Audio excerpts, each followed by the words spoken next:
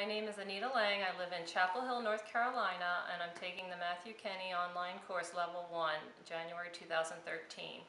I was inspired by my menu, by my 3 kids. I wanted to make something they would all love, and each dish represents one of my daughters. I also picked an overall Italian theme to bring it all together. My first course is a butternut squash soup. With a description of coconut curry, cinnamon in an Italian herb bread bowl. This dish was inspired by my middle daughter, Julia. She loves to go to Panera and have those bread bowls with the soup in it. So I thought I would try to make it after we did the garlic toast. It was really actually quite simple. I made the same thing and I put the herbs in with the mixture, put it in a bowl and coated the bowl with some oil. Took it out and there were a few cracks and I basted the bowl with a brush and olive oil and filled in the cracks with some oat and olive oil mixture, put it back in the dehydrator to finish it up, came out perfectly. I did it a second time, so it worked both times and it's holding the soup beautifully.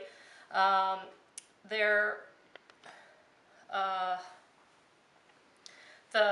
butternut squash soup was inspired because I wanted to first make a butternut squash soup.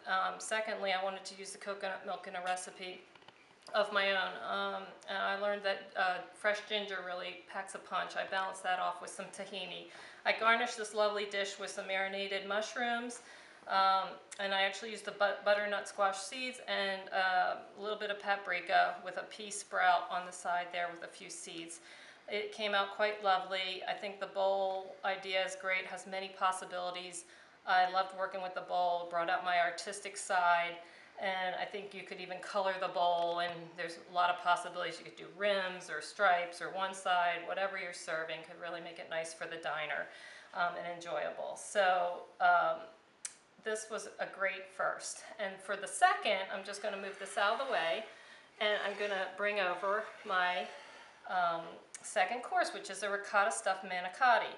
The description is local zucchini, garlic, oregano, marinara, and pine nut pesto.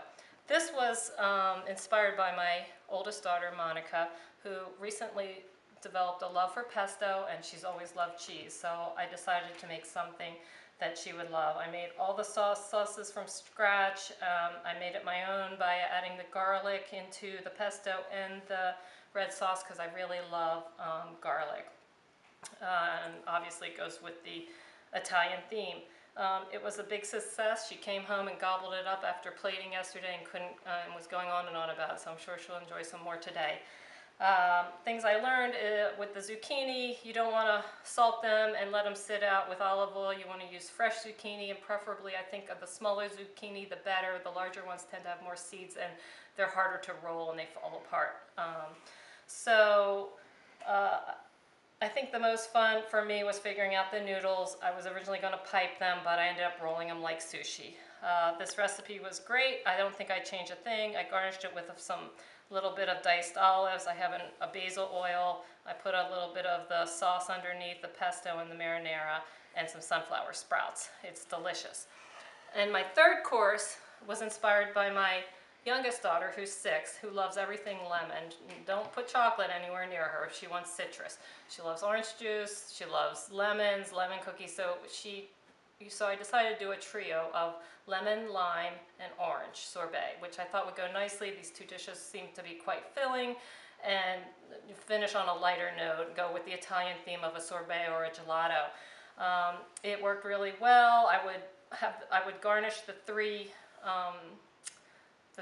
I would put the 3 scoops of flavors in a bowl with some fresh mint, or I would put it on a square plate and put some berry sauce underneath and toss a few in some fresh berries and some agave and put the 3 helpings of orange, lemon, and lime with the fresh berries on top as a plating.